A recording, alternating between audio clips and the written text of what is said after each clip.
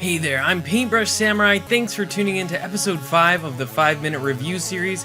If you're new to the channel, welcome on in. If you're already familiar with the channel, welcome back.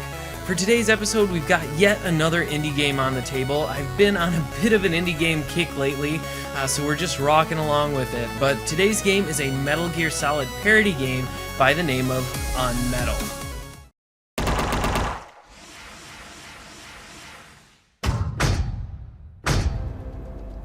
This game was developed by Unepic Fran and published by Versus Evil and East Asia Soft. Unepic Fran is the same developer that created Ghost 1.0 and Unepic, which are both pixel games as well. Ghost 1.0 is about a mysterious agent that is able to become a digital ghost and sneaks into a space station in a Metroidvania-style adventure. Unepic, on the other hand, is about an average guy who's into video games and sci-fi movies who gets teleported into a castle while playing an RPG, creating another Metroidvania-style adventure.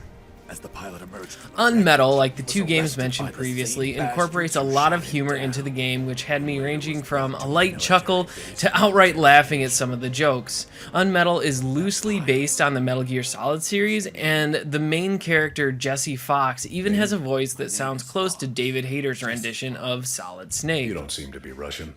Russian? Me? You were piloting a Russian aircraft 2 hours ago. I also drive a Toyota, and I'm not Japanese.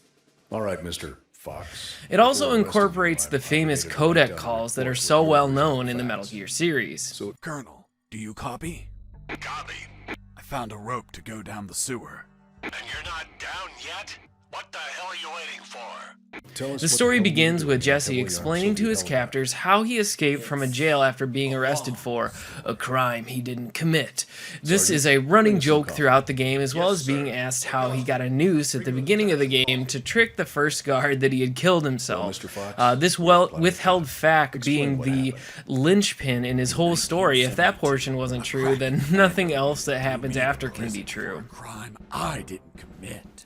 The whole game is played from this narrated point of view and even gives the player chances to change what happens in the story in ways such as occasionally being given the choice of how many guards were in the room when the player entered, or if a guard was awake or sleeping. I noticed the presence of 2 guards on the night shift. I ran into a guard as I went in. Luckily, the guy was sleeping. That bastard was going to have a rude awakening.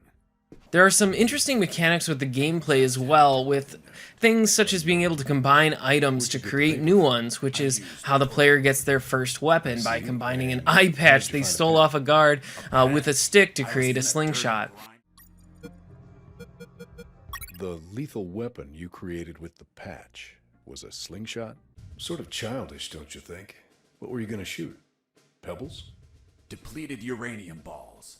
3 shots, and goodbye guard. There are also times when you're given the opportunity to make other comical choices in the game, such as when you first enter one of the bathrooms early in the game, you can give a guard on the toilet a roll of TP. Then, if you want to, you can proceed to break down the door and, as Jesse says, beat the shit out of him. You broke down the door and attacked a guard while he was on the toilet? Yes, I beat the shit out of him. Is that a joke? No, I literally beat the shit out of him. That toilet paper wasn't unscented anymore. Let's move on. The boss fights are also fun and interesting and have comical elements to them as well. The first boss you face is known as only Grenade Guy, and you fight him with a slingshot while he, as you might suspect, throws grenades at you. After defeating him, you gain an item that allows you to progress forward on your mission. There are also light RPG elements to this game as you gain experience through the levels, which allow you to get new skills such as faster punches or faster movements and lots of other options as well. Each mission has a set number of experience points that you gain, as well as a few classic Doom-style secret rooms along the way. The graphics and the gameplay are fun and very much remind me of the NES Metal Gear games. The music also has obvious Metal Gear elements to it as well that I found quite nice. Unmetal is another game that will run you $19.99 at full price and is available on a wide variety of platforms including PC, PS4, Xbox One, and the Nintendo Switch. Most of the gameplay testing that I did for this game was on the Nintendo Switch, and I was pleasantly surprised that this game doesn't suffer from the lag I experienced with the other indie titles I recently reviewed, like Moonlighter and Turnip Boy Commits Tax Evasion, after long periods of the Switch being in a sleep or hibernation mode. So if you're into Metal Gear at all or enjoy top-down pixel stealth games with a healthy dose of comedy, I would recommend picking this up. I've got about 5 or 6 hours in the game already, and I haven't been able to beat it yet, so you would get plenty of hours of gameplay out of this for sure. So thank you for tuning in to the latest 5-minute video. If you like this video, please hit like and subscribe, as it helps the channel to grow and is a great way to show your support.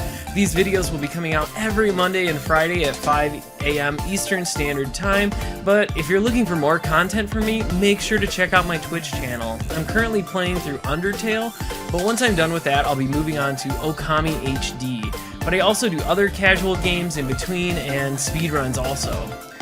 But until next time, thank you so much for tuning in to this episode of the 5-Minute Game Reviews, and I hope you have a wonderful rest of your day.